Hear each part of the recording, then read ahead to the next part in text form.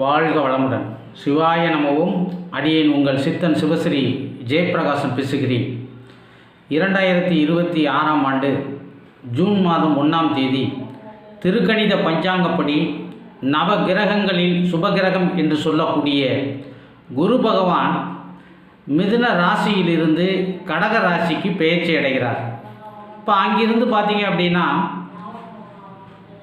சிம்ம ராசிக்கு அதிசாரமாக பெயர்ச்சி ஆகி மீண்டும் அந்த சிம்ம ராசியிலிருந்து கடகத்துக்கே வக்ரகதியில் திரும்பி வர்றார்.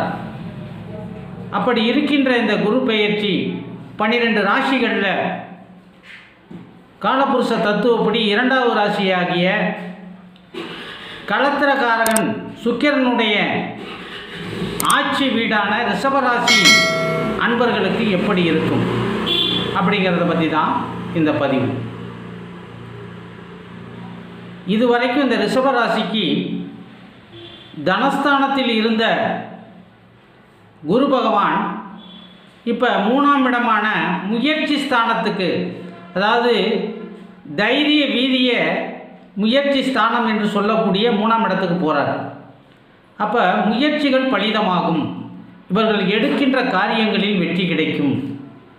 இப்போ அங்கிருந்து பார்த்தீங்க அப்படின்னா குரு பார்க்குற இடம் களத்திரஸ்தானம் என்று சொல்லக்கூடிய 7ஆம் இடம், பாக்கியஸ்தானம் என்று சொல்லக்கூடிய 9ஆம் இடம், லாபஸ்தானம் என்று சொல்லக்கூடிய 11ஆம் இடம். இந்த 3 இடங்களையும் குரு பார்க்குறார்.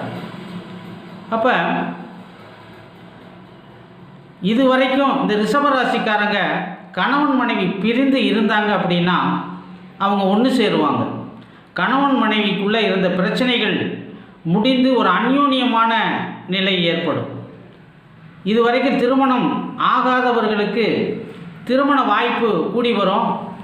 திருமணம் கூடிடுச்சுன்னா, அதாவது பேசி முடிச்சிட்டிங்க அப்படின்னா கால தாமதம் பண்ணாமல் உடனே திருமணம் பண்ணிடுறது நல்லது.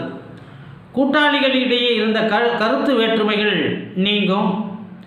தொழில்துறையில் இருப்பவர்களுக்கு பயணங்கள் ஏற்படும். ரொம்ப அதிக பயணங்கள் செல்லக்கூடாது, அந்த பயணங்களால் இடையூறுகள் ஏற்படவும் வாய்ப்பு உண்டு. பதவியில் இருப்பவர்களுக்கு பதவி உயர்வு உண்டு, இடமாற்றம் உண்டு. தந்தைக்கு இதுவரையில் இருந்த கஷ்டங்கள் நீங்கும். தந்தையின் தொழில் மேம்படும்.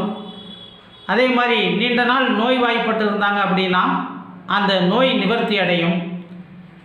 ஆன்மீக பயணம் செல்வதற்குண்டான வாய்ப்பு உண்டாகும்.